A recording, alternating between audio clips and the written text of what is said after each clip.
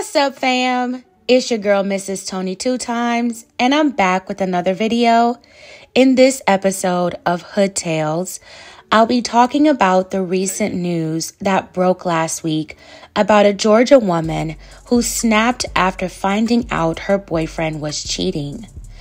I happen to have known this woman at one point in time, so watch the entire video to hear about what my experience was interacting with her before hearing the news about what she's been accused of doing. But before we get into this video, welcome if you're new here to our channel. Please feel free to subscribe, click that notification bell so you never miss an upload. If you're rocking with the content, smash that like button. Share this video with everyone you know. Just a reminder, everything in this video is alleged. All right, let's jump right into it. You just never really know who some people are and what anyone is really capable of. At one point in life, I gave anybody I met the benefit of the doubt. I trusted others first until they gave me a reason not to. I wanted to see the good in everyone, but boy, have I learned some hard life lessons. Now looking back at the paths I've crossed with some people, I ask myself, did I really know that person, or was it all a facade? I try my very best to be my most authentic self at all times. It's hard for me to be something I'm not. I fail at it miserably. So it amazes me how people can just blend in and become a chameleon anywhere they go. You never know who they really are. Let's first get into the case. According to reports, 49-year-old Shawn David Jackson of Clayton County, Georgia, was reported missing in July 2019 by his live-in girlfriend, Neworker Hurt, and his 17-year-old son. On July 31st, 2019, detectives began their investigation into Shawn's mysterious disappearance. On Thursday, August 8th, 2019, at 4:12 p.m. in western Jefferson County, Alabama, near Shady Grove Road and Village Creek, citizens were out walking along the road near the Village Creek Bridge. As they were walking, they noticed what looked like a body coming up out of the ground just 30 yards off the roadway. They called 911. When deputies got to the location, they observed what appeared to be human remains protruding from the ground in a shallow grave. The coroner's office was called to the scene. Just days later, the sheriff announced the remains were identified as missing Clayton County, Georgia man, Shawn Jackson.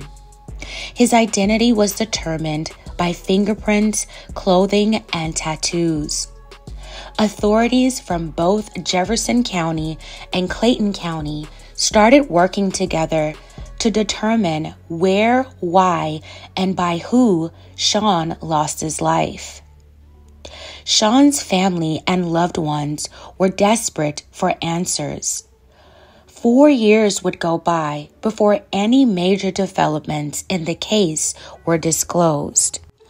Then, on April 21st, 2023, in a news release, the Clayton County Sheriff's Office announced they had compiled enough evidence to make an arrest in Shawn's case.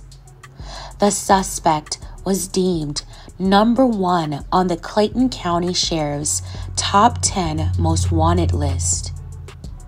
On April 20th, a day before, 45-year-old Neworker Hurt, Shawn's former live-in girlfriend, was arrested and charged with Shawn's murder. A fugitive apprehension task force tracked her down to an apartment in Atlanta, Georgia, where she was arrested without incident and taken to Clayton County Jail. While details on the investigation are scarce, it was later discovered that Shawn Jackson was caught cheating. Neworker and Shawn ended up having a fight in front of the other woman's house.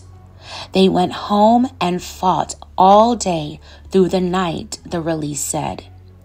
Shawn's son told investigators at the time that both Neworker and his dad were calm by nightfall and he went to sleep. That morning, he was awakened by Neworker, saying that his dad had left home in the middle of the night. After an extensive investigation, police determined that while Shawn was asleep, Neworker allegedly shot him 3 times in the head.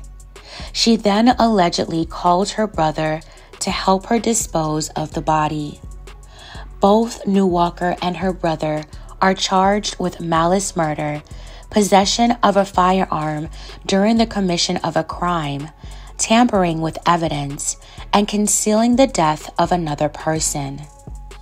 According to reports, her brother is currently in federal prison in Huntington, West Virginia, on unrelated charges. Both are innocent until proven guilty. I send my condolences to Shawn Jackson's family and loved ones. I hope this has brought them a step closer to closure. No one has the right to take someone's life just because a person does something they don't like or approve of. That thing might even break your heart and hurt your feelings, but you have to be strong enough to walk away, not weak enough to get revenge. We have to resist the urge to act on angry thoughts that can lead to the most evil deeds. Just days after the news release, Neworker's ex-husband, Charlie Newhart, shared his story. He's an actor and comedian who currently hosts his self-titled podcast. A clip of him speaking about his past relationship with Neworker went viral on TikTok. Her ex-husband said she served time for shooting him 20 years ago. He said there were good times in his and Neworker's marriage, but they also had struggles. During an interview with WSB-TV, he said she had a son by somebody else while they were married. He continued on to say that their relationship hit a boiling point 20 years ago this month when he said an argument between them almost turned fatal. He recalled the day of the volatile incident, saying, "She pointed the gun at me and shot me in the forearm, and the bullet went through my arm and it grazed my son's forehead. I look at her and she got the gun pointed at my face, and I was like, oh God, I'm getting ready to leave. She squeezed the trigger and nothing came out the gun." Court records in Wayne County, Michigan reveal the charges Neworker faced in 2003, including assault with the intent to murder. Her ex-husband said Neworker spent 3 years behind bars for the incident. Further research shows she left Michigan, settling in Metro Atlanta in 2009, according to address records. I met Neworker through a mutual friend in July or August of 2020. I remember it was almost the end of summer. The mutual friend asked if I could do them a favor, and I agreed. This favor led to me meeting Neworker and spending a considerable amount of time with her, like almost every day for 4 to 5 months. We became really cool, and it seemed like we shared a lot of common interest, especially hair and all things beauty. You know, things some women are really into. I remember she invited me to go with her to one of the biggest beauty supply stores I had ever seen. It was out in Jonesboro, Georgia. I can't remember the name of it, but we made a whole day out of it and really bonded. On our second trip to the beauty supply store, we met this woman who had recently been diagnosed with cancer. The lovely lady was trying to pick out a wig to go to an event that evening, but was having a hard time because she didn't wear wigs prior to losing her hair from treatment. She asked our opinion and we tried to help her out. You could tell she was a bit overwhelmed, but Neworker encouraged her that everything was going to work out and she would help her get ready. Neworker offered to go by the lady's house to help install her wig, do her lashes, makeup, and press on nails. The lady's nails were discolored because of the treatment as well. Anyway, long story short, Neworker made the lady up so nice. She was gorgeous that night. It was magical to say the least. The lady was so grateful that a perfect stranger was willing to help her in her time of need.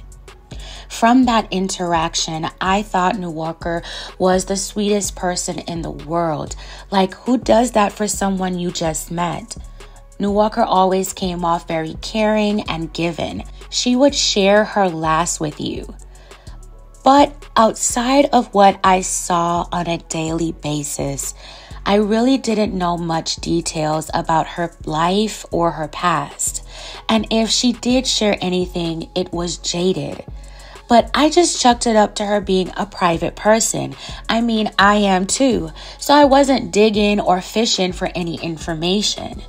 She did mention she was married in the past and had 2 grown sons. She told me she did some time when she was younger, but didn't go into the reason why.